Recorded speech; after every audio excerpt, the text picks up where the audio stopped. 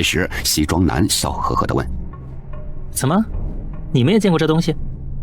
我心里一突，就要开口否认，不过这次反而是胖子反应得比较快。见到过，就在上太县，铭文就是从那里带出来的。听胖子这么说，西装男神色稍松，没有再多说什么。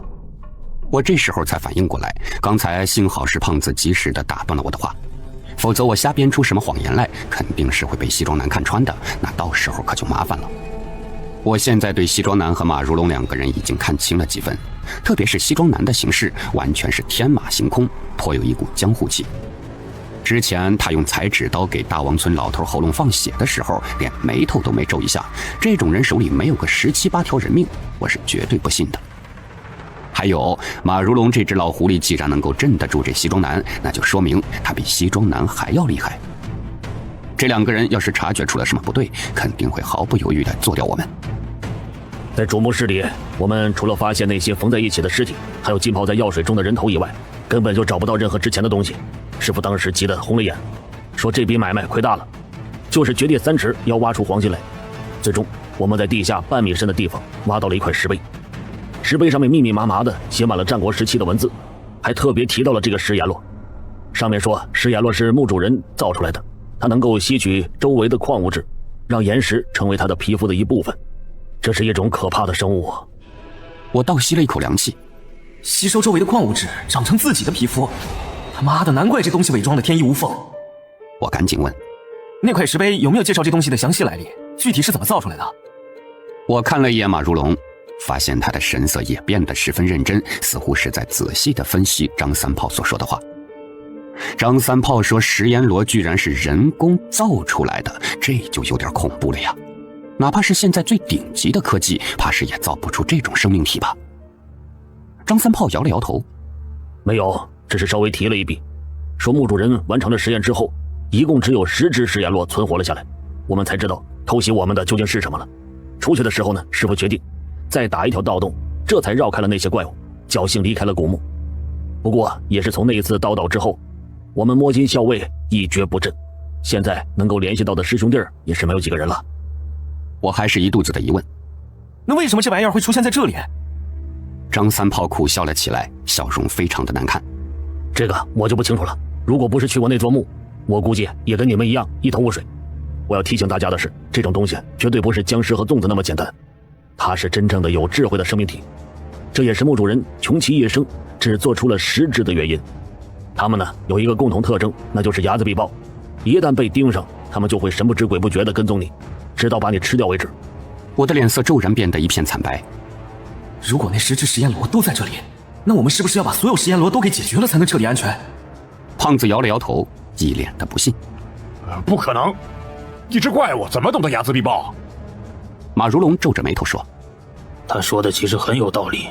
之前赶路的时候，我就觉得一直有东西在盯着我们。之后李叮当和向虎也产生了这样的感觉，也许跟踪我们的就是这群石阎罗。”我内心也有些发毛。他娘的！如果这些石阎罗不死不休地追击我们的话，那我们还怎么去找水龙藏的位置？光是提防他们的攻击，就足够让我们心力交瘁的了。这几只石阎罗藏在河床，便犹如掐住了我们的命脉一般。西装男笑呵呵地说：“不对，按照你这么说的话，前面那批人不可能活着离开这里，肯定有什么办法可以避开这些石阎罗。”走在我们前面的那批外乡人虽然死了不少，但一路上我们根本就没有看到什么遗落下来的装备，所以他们肯定还在继续前进，绝对不可能遭到大规模的重创。这个我就不清楚了，盗斗的手段何其之多呀！或许他们之中有能人可以避开这些石阎罗也说不定。而且如果他们真的避开了那些石阎罗，接下来剩余的石阎罗就会以我们为目标了。说这话的时候，张三炮的神色有些不安。看他那副神色，就知道10多年前的那次倒斗让他产生了心理阴影，否则他不会恐慌成这个样子。突然之间，我后背一阵奇痒，就跟之前的情形一模一样。我顿时亡魂皆冒，什么都不想的拔腿就跑。这种时候，我只能不停地改变自己的方位，这样才能让自己不被锁定。而我刚才所站着的那片位置，骤然之间就仿佛山崩地裂一样，哗啦啦一阵响声之后，一大片岩石猛地爆开来，露出了一个灰色的巨大轮廓。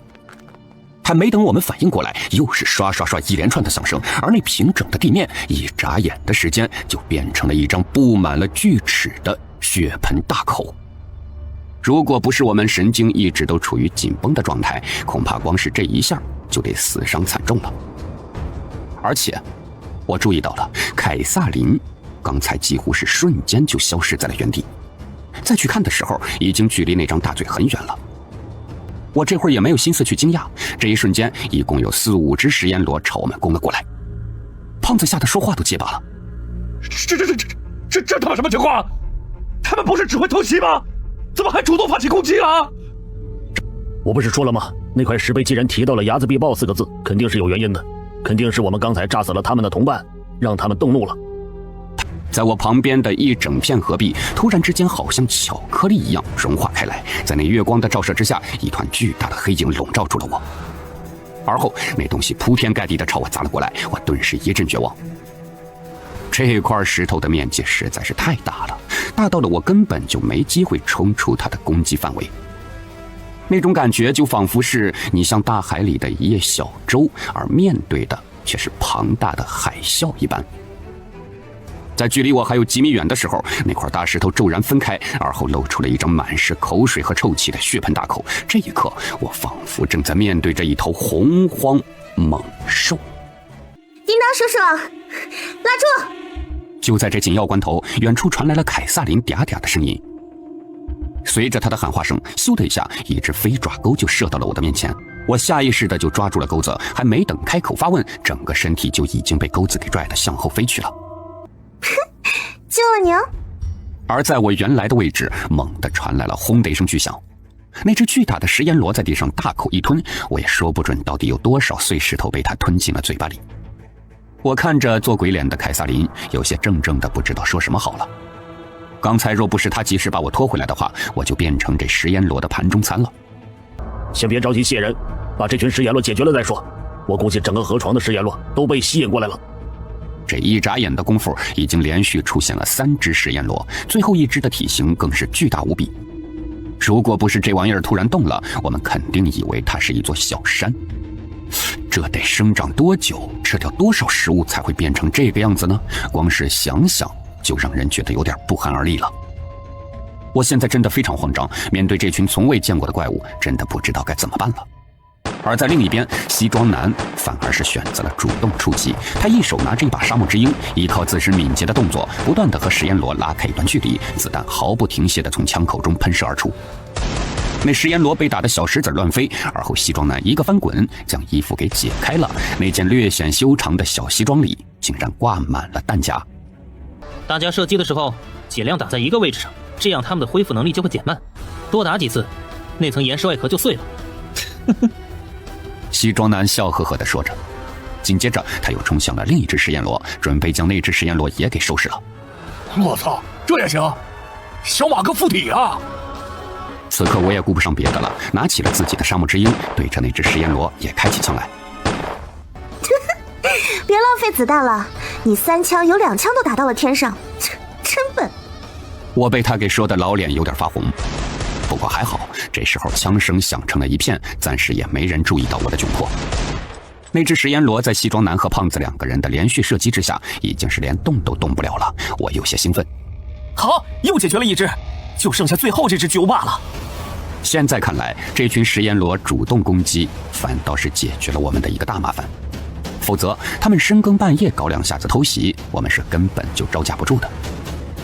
不过说话的功夫，胖子的脚突然崴到了，他惨叫了一声，胖乎乎的身体顿时就砸在了地上。那只巨大的食盐螺凌空一跃，作势就要扑下来吃胖子。砰的一声，我身后传来了狙击枪的声音，王元朝一发穿甲弹将那食盐螺给打得落在了地上，在这千钧一发之际救下了胖子。元朝干得好！王元朝的狙击步枪已经救了我们几次了，特别是这一次，如果开枪晚1秒钟，胖子就得玩完了。干死你个王八羔子！西装男也连续开了好几枪，全部都打在了食盐螺内部脆弱的地方。我也没闲着，得知了这东西的弱点之后，我和张三炮虎着胆子朝着那只巨无霸靠近了好几步，然后拼命地射击起来。说实话，这是我有生以来经历的最长的一次枪战。除了凯撒琳在吃棒棒糖、看漫画，偶尔就2个人之外，大家全部都杀红了眼睛，连续打了差不多20多分钟，以至于安静下来之后，我耳朵里依旧是轰鸣一片。这他妈要是往前推个几十年，没有现在武器，光一个食阎罗就能摆平上百人的军队啊！我也有同样一种感觉，要是靠60年代的盒子枪，恐怕是把枪打烂了都打不死这些食阎罗吧。这种东西说实话已经超过了我们的认知了，难怪造它的人会将它称为阎罗。这时胖子有些小心翼翼地问张三炮：这一关算过了吗？张三炮也有点不确定，应该是没问题了吧？按照那块石碑上的记载，食阎罗几乎是不死不休的，我们一下子解决了这么多，估计是一锅端了。不，还没完。我也觉得气氛有点不大对劲，这会儿不管是马如龙还是西装男，脸色全都变得一片煞白。突然我听到了一阵异常沉闷的声音，那种声音就好像是一柄千斤巨锤狠狠地砸在了这片河床上一样。听到这个声音，张三炮变得面无人色，他喃喃自语了起来：没想到啊，石碑上记载的阎罗王真的是存在的。什么阎罗王？我还从未见过张三炮露出这种表情来，之前最多也就是害怕，而现在他整张脸上却是写满了绝望。还没等我反应过来，一股强大的地震波就从脚下传来，那地震的幅度越来越大，仿佛山崩地裂一般，紧接着空气中就爆发出了一阵阵沙沙沙的类似炒豆子一样的声音。在我目瞪口呆的视线中，一个巨大的黑影从河床的尽头立了起来，然后仿佛泥石流一般朝我们滚了过来。我现在终于是知道为什么张三炮会绝望了，这片河床里居然藏着一只超级巨大的食阎罗。到底有多大呢？我们目光所及之处，几乎全部都是舞动起来的石头，最少也有好几层楼那么高。这只择人而食的巨兽在跳跃中把月光都给遮住了，这才是隐藏在这片河床里最大的杀机。周围不断传来咆哮声，王元朝对着那只小山似的阎罗王开了一枪，但却是根本一点用都没有。那阎罗王离我们还有一段距离，但此刻脚下传来的震动感已经让我们连站都站不稳了。而坚固的河床表面也已经被震开了一条条长长的裂缝，而且那裂缝深不见底，一个不小心，如果摔下去的话，估计就得粉身碎骨了。这只10几米高的大石头仿佛遮天蔽日的金刚一样，一路咆哮着，紧接着它跳向了空中，身体外表的岩石层猛地撑开了一条缝隙，缝隙里流出了大量的黄水。王元朝大声提醒道：这些都是强窜，大家小心啊，千万不能让这些水沾到。这怪物肚子里的消化液随便1、2滴都可以融化钢铁，更别说我们这些凡人之躯了。那些消化液落在地上，居然马上就泛起了一团白雾，连地面都烂出了几个大洞来。而后那阎罗王的嘴巴完全张开，空中顿时就出现了一个几10米宽的血盆巨口。阎罗王外表的岩石层也跟着变软，仿佛化成了一条土龙一样朝我们袭来，只要等这家伙压下来，我们就彻底完蛋了。这种感觉就仿佛是面对大自然的灾害一样，让人生不出丝毫的抵抗之心。我绝望地闭上了眼睛。算了，死就死吧。可是就在这千钧一发之际，我身后传来了一阵更大的响声，轰隆一下子，直接就把我给掀到地上去了。我只能够感觉到周围全部都是热腾腾的气浪，还有刺鼻的硝烟味儿。紧接着，那只跃到半空中的阎罗王身上就爆发出了一团巨大的火花来。胖子先是给炸懵了，等回头去看了之后，顿时就吓得冲我手舞足蹈起来。这他妈是凯撒琳！我操！我操！他有火箭筒！我顺着胖子手指的方向看了过去，此刻的凯撒琳竟然爬到了河床之上，那对白花花的大胸晃得我眼睛都花了。而此刻他的肩膀上竟然扛着一个 RPG 火箭筒，还没等我回过神来，他就将第2枚火箭弹插入，然后哈哈大笑地朝着阎罗王轰了过去。阎罗王的身上再次爆发出了一团更大的火花，整个河床此时已经完全弥漫在了浓浓的硝烟和灰尘之中。我这会儿真的是凌乱了，想要发射好1枚火箭弹，不仅需要强大的稳定性，还需要惊人的臂力。那个发射器加上弹药起码得有100斤重，这种重量之下，还想要精准瞄准的话，哪怕是当过兵的王元朝都做不到。而且最重要的是，这可是专门打坦克的东西，发射时的后坐力足以把一个壮汉都给掀翻，但这会儿凯撒琳却是一点事儿都没有，还有功夫嚼着口香糖吹泡泡。太刺激了，我要放一首温柔一点的情歌来助助兴。说完之后，凯撒琳调了下耳麦，发出了一阵兴奋的狂笑来。紧接着，他将身边的巨大包裹打开，弯下腰拎起了一挺差不多有他半个身体那么大的重机枪，然后将机枪子弹在脖子上缠了一圈。还没等我们反应过来，凯撒琳已经将黑洞洞的枪口对准了阎罗王。一阵打雷般的枪声顿时从枪管中释放出来，重机枪吐出一条差不多半米长的火蛇，子弹以一种恐怖的速度倾泻而去。那只扑过来的阎罗王身上的岩石层一寸寸的碎裂开来，给重机枪的子弹打得乒乓乱飞。几个眨眼的功夫，那阎罗王还没到凯撒琳身边呢，就已经被打得遍体鳞伤了。一块又一块被打碎的石头砸在我们附近，我和胖子抱头鼠窜，估计就是被最小的一块石头砸中，脑袋瓜子都得开花了。他居然能使得动加特林重机枪，这可是美军装在飞机上的武器啊，威力足以扫平一支全副武装的军队。但我还从未见过有人能把这东西拎起来扫射的，太夸张了。小石头，继续来啊！我不会立刻打死你的，这样的话就不好玩了。而此刻，胖子的下巴都快掉地上去了，他脸色有些发绿地看着那个疯狂的身影，嘴巴哆哆嗦嗦的，半天也没说出一句囫囵话来。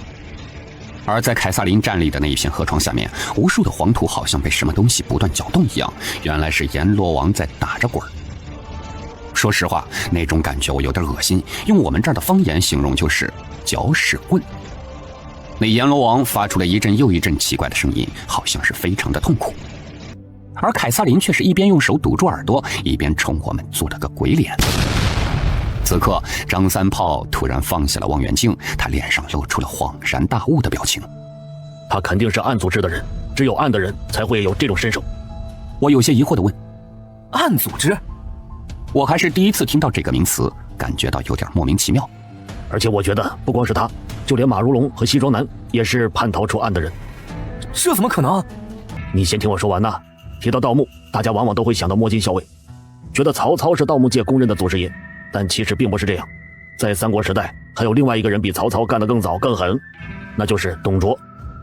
董卓原本就是守卫边关的大将军，因为皇宫发生了动乱，奉旨带军队到洛阳来平叛。结果董卓来到洛阳以后，觉得皇宫的生活很爽，干脆就不走了，白天喝酒吃肉，等到晚上呢，到处去睡皇帝的妃子，皇帝拿他也没办法。因为董卓挟持皇帝，残杀大臣，引起了公愤，结果18路诸侯联合在一起讨伐他。为了筹集足够的军饷，董卓便命令义子，也就是他手下的第一大将吕布，在军队里边挑选了一批心腹去盗掘价值连城的皇陵。因为盗墓是见不得光的，董卓便把这批人命名为暗，这就是暗组织的由来。相传打开皇陵之后，挖出来的财宝用上百辆马车运了几天几夜才运完，珍珠玉器那都是用麻袋装的。不过董卓并没有收手，而是秘密交代了吕布一个任务，那就是要继续招揽民间高手，只要能够在古墓里面找到能治百病的灵药，封官赐爵不在话下。原来董卓虽然是一个残暴的武夫，但却是个好爷爷，他非常疼爱自己的孙女，把孙女视为掌上明珠。但是可惜了，他的孙女是个哑巴，董卓找遍天下名医都治不好。听人说古墓里面往往有灵药，这才有了想法。然而没多久，董卓就死在了貂蝉的连环计下，失去了头头的暗组织，也是慢慢的变了性质，流落到了民间，成为了黑帮。到了民国时期，暗已经是非常的强大了，几乎全国各地都有他的势力，而暗只吸收那些穷凶极恶的盗墓高手，只要你加入暗，哪怕你是通缉犯，都会得到他们势力的庇护。加入暗以后，你会接受一系列残酷的训练，学习他们世代相传的盗墓技巧，可以说学艺1年半，气死老师傅。毕竟经历了几千年，古代很多的盗墓手艺都已经失传了，但是暗却将全套的手艺保留了下来，而且是倾囊相授。当然了，加入暗组织的代价也是很大的，一日为暗，终身为暗。每个成员的手臂上刺下属于暗组织的标志，而且必须是24小时，无条件的听从组织的命令，一旦叛变就会遭到无休者的追杀。你想想，当年的神头燕子李三儿，仅仅是暗的一名普通成员就传出了如此多的事迹，更别说是暗里面的精英了。他忌惮地看着凯撒琳。此刻阎罗王已经被凯撒琳彻底解决了，瘫在地上一动不动的。凯撒琳则是跟马如龙会合，两个人不知道在商量些什么。